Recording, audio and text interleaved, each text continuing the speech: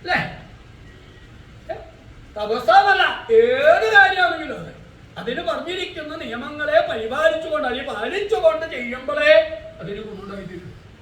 ആ നിയമലംഘനം ചെയ്തുകൊണ്ട് പ്രവർത്തിച്ചാൽ അപകടം ഉണ്ടായില്ല. അല്ലേ? ഇവിടെ സകല നിയമൻ പരിത്യജ്യ, സകലങ്ങളായിരിക്കുന്ന നിയമങ്ങളെയും പരിത്യജിച്ചു. ഏതെല്ലാം നിയമങ്ങളുണ്ടോ അതിനെല്ലാം വേണ്ടെന്ന് വെച്ചു.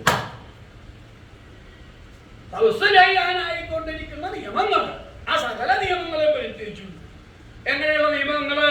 മുനിസേവിതൻ സകല നിയമൻ പരിത്യജ്യ, മുനിസേവിതങ്ങളായിരിക്കും ഈ സകലങ്ങളായിരിക്കുന്ന നിയമങ്ങള്.